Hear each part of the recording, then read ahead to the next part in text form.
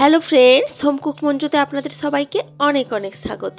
আজ আমি বানাবো কাঁচা পেঁপে দিয়ে সয়াবিনের একটা নিরামিষ রেসিপি, যেটা খেতে হয় ভীষণই সুস্বাদু। আর এই রেসিপিটি ভাত, রুটি, পরোটা সব কিছুর সাথেই কিন্তু খেতে পারবেন। ভীষণই সুস্বাদু হয় এই রেসিপিটি।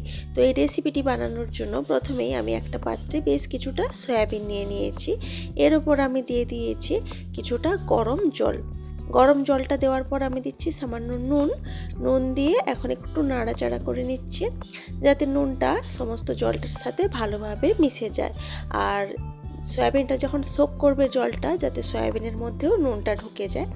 তো এই রকমভাবে সয়াবিনটাকে আমি ভিজিয়ে রাখলাম। এরপর ঢাকা দিয়ে রেখেছি সয়াবিনটাকে প্রায় 10 থেকে 15 মিনিটের জন্য। এরপর একটা কড়াইতে আমি কিছুটা সরষের তেল গরম করতে দিয়েছি। সরষের তেলটা যখন বেশ ভালোভাবে গরম হয়ে যাবে, তখন আমি এই কড়াইয়ের উপর দিয়ে দেব আলু। ডুমো করে কেটে রেখেছি আলু। আমি আলুগুলোকে এখন ভাজতে দিচ্ছি। আলুগুলোকে কিছুক্ষণ নাড়াচাড়া করে ভেজে নিতে হবে। আলুগুলোকে কিছুক্ষণ নাড়াচাড়া করার পর আমি আলুর মতোই সাইজের টুকরো করে কেটে রেখেছি পেঁপে। আলুর সাথে পেঁপেটাকেও ভেজে নেব। আগে আলুটাকে হালকা করে ভেজে নিলাম, এরপর আমি এখানে পেঁপে দিয়ে দিয়েছি। এখন আলু আর পেঁপে সব কিছু একসাথে ভালোভাবে ভেজে নেব। তার জন্য আমি এর ওপর দিয়ে দেব সামান্য নুন আর সামান্য হলুদের গুঁড়ো। নুন আর হলুদ গুঁড়ো দিয়ে আলু পেঁপেটাকে সুন্দর করে লালচে কালার করে ভেজে নেব। একটু ভালোভাবে ভাজা হলে তাহলে কিন্তু রেসিপিটা খেতেও ভীষণই ভালো লাগবে।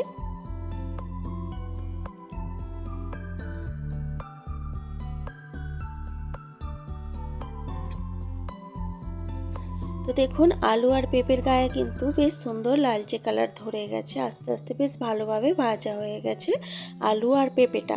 এখন আমি তেল থেকে আলু আর পেঁপেটাকে তুলে রাখছি।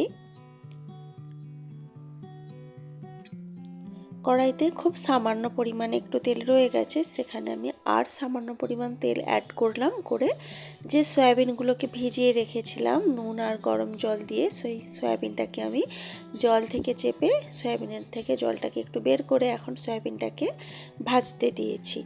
যেহেতু আমি যখন ভিজিয়ে রেখেছিলাম নুন দিয়েছিলাম, সেই জন্য ভাজার সময় আর আমি কোনো রকম নুন দিচ্ছি না। এখন সয়াবিনটাকে খুব ভালোভাবে ভেজে নিতে হবে।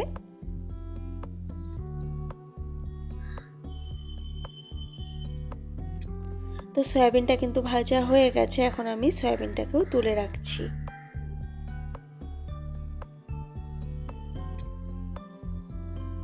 এখন কড়াইতে আমি আবারও কিছুটা তেল অ্যাড করলাম। তেলটা গরম হয়ে যাওয়ার পর তেলের মধ্যে আমি দিয়েছি শুকনো লঙ্কা, তেজপাতা, কিছুটা গোটা গরম মশলা দেব, আর তারপর দেব কিছুটা গোটা জিরে। তো এই ফোড়নগুলো দেওয়ার পর খুব সুন্দর একটা গন্ধ বের হবে ফোড়ন থেকে। তখন আমি এখানে দিয়েছি 1 চামচ মতো আদা বাটা। আদা বাটাটা দেওয়ার পরই এখানে আমি কিছুটা হলুদ গুঁড়ো দিয়ে দিয়েছি, এতে করে আদা বাটাটা আর ছিটিয়ে আসবে না। তো আদা বাটাটাকে এখন কিছুক্ষণ আমি ভেজে নিচ্ছি।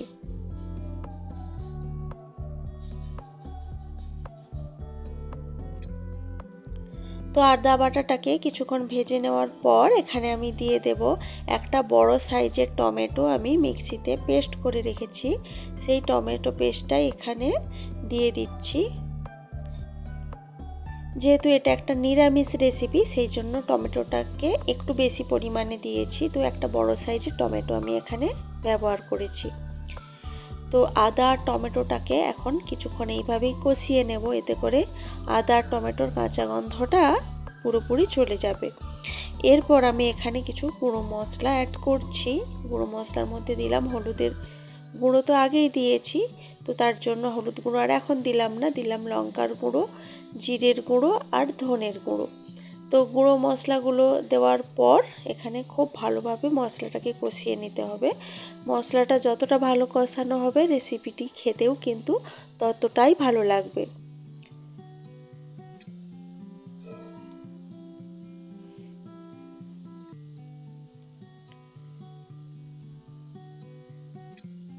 তো বেশ কিছুক্ষণ এইভাবেই নেড়েচেড়ে আমি কন্টিনিউ মশলাটাকে খুব ভালোভাবে কষিয়ে নিয়েছি। এখন আমি এর মধ্যে দিয়ে দেব আগে থেকে ভেজে রাখা আলু, পেঁপে আর সয়াবিন সব একসাথেই দিয়ে দিলাম। দিয়ে এখন মশলাটার সাথে খুব ভালোভাবে আলু, পেঁপে, সয়াবিন সব কিছু কষিয়ে নিতে হবে। একটু ভালোভাবে কষিয়ে নিলে সব কিছুর মধ্যে মশলাটা ভালোভাবে ঢুকে যাবে, এতে করে টেস্টটা কিন্তু ভীষণই ভালো আসবে।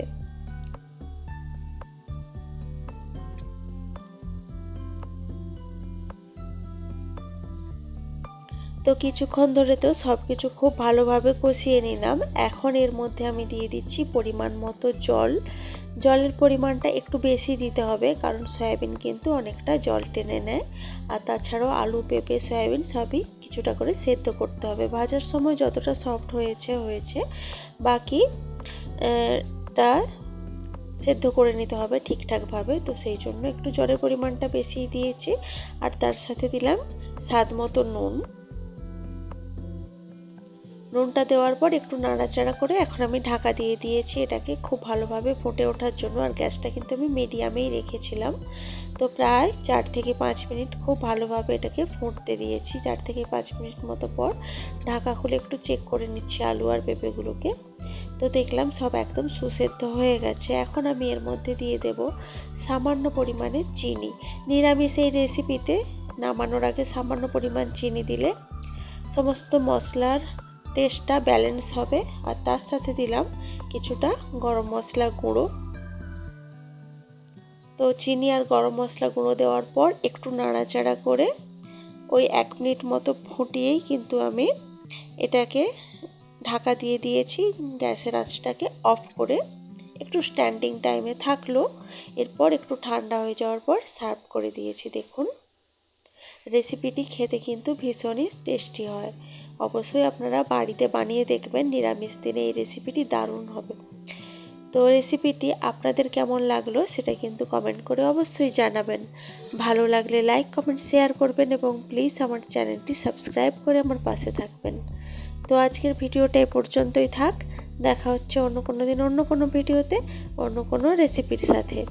তো আজকের মতো টাটা, বাই বাই।